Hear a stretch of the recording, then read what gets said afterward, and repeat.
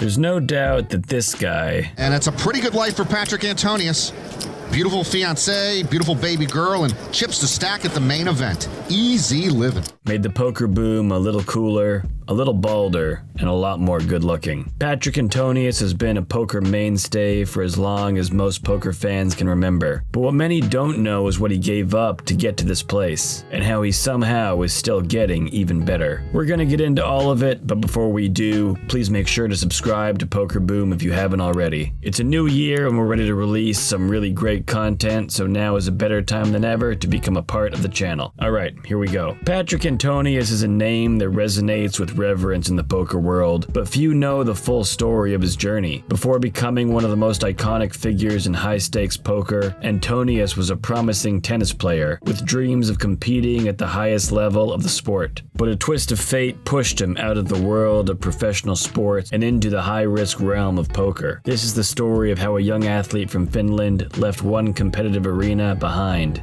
to dominate another. Born in Helsinki, Finland in 1980, Patrik Antonius grew up with an intense passion for sports. His natural athleticism and his disciplined mindset led him to excel in tennis particularly, where he quickly became a rising star in his home country. By his teenage years, Antonius had garnered a reputation as one of Finland's most promising tennis players, with ambitions to compete professionally on the global stage. His early coaches praised his work ethic, his mental toughness, and his strategic approach to the game, qualities that would later become essential in his poker career. His dedication to tennis was evident from a very early age. He trained relentlessly. He spent countless hours out on the court. But tennis is a physically demanding sport, and the toll it takes on the body can be unforgiving. In his late teens, Antonius began to experience severe back problems caused by a bulging disc that gradually worsened over time. And despite his best efforts to recover through physical therapy and rest, the injury ultimately proved too debilitating to continue pursuing tennis at a professional level. The realization that his dreams of becoming a tennis champion were over was a crushing blow for him. But life ended up having other plans, and while the injury marked the end of one chapter in his life, it also set the stage for another. Faced with uncertainty of what to do next, he began to explore new avenues to channel his need to win. It's reported that he stumbled upon poker during his recovery period. He was intrigued by the game's mix of skill, of psychology, and risk, and he began studying it just for fun. But what started as a casual, fun interest quickly turned into an obsession. Antonius spent hours studying strategy books and participating in small-stakes games online and in his local casinos. His tennis background ended up proving invaluable, as the discipline, focus, and ability to handle pressure that he had cultivated as an athlete translated seamlessly to the poker table. And at the time, poker was beginning to gain popularity in Finland, and Antonius was quick to notice the opportunities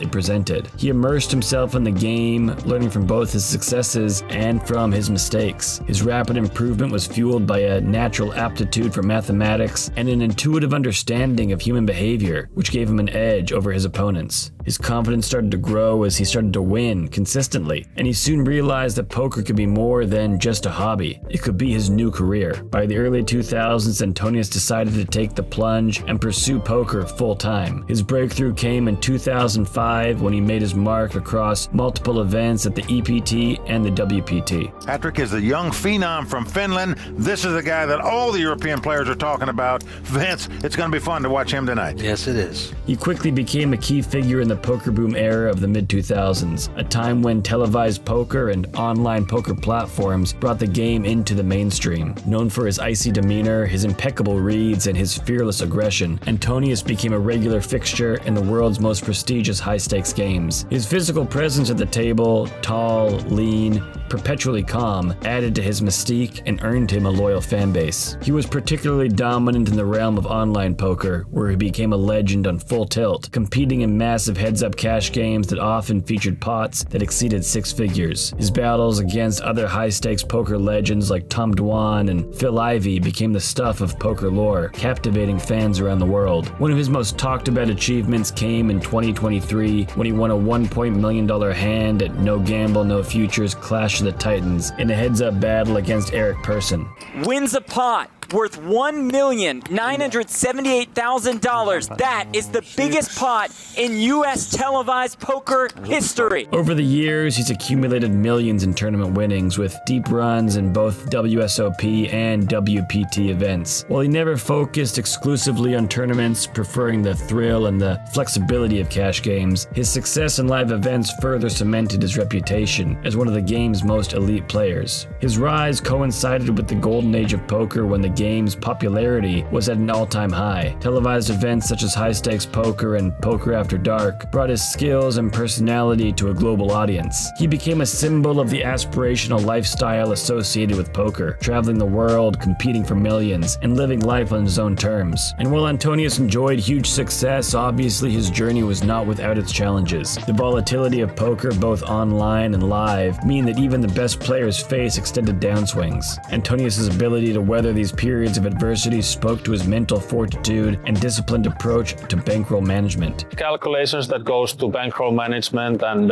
one thing is obviously your skill set, that how big of an edge you have in your games. Unlike some of his peers who would succumb to the pressures of the high-stakes world, Antonius maintained a level-headed perspective, treating poker as both a passion and as a business. The decline of the poker boom era and the infamous Black Friday of 2011, when the US government cracked down on online poker, marked a turning point for the industry. Many players struggled to adapt, but Antonius continued to thrive. He diversified his interests, explored business ventures, and focused on his family while remaining active in the poker scene. And even as the poker boom era faded, Antonius remained a force to be reckoned with. Just recently, in November 2024, he claimed the $200,000 no-limit hold'em invitational title at the Triton Poker Series in Monte Carlo, winning the largest pot of his career, $5.13 million, following a heads-up battle against Vladimir Korzunin. Patrik Antonius has won the $200,000 Monte Carlo Invitational for $5.1 million plus. And if you want to learn more about Korzunin, we recently did a video all about him that you have to see to believe. The link is in the description. Beyond the tables, Antonius has embraced the role of a poker ambassador, sharing his knowledge and his passion for the game with a new generation of players. He's participated in training programs, appeared on podcasts, and offered insights into his thought process, inspiring both amateur and professional players alike. And despite his success,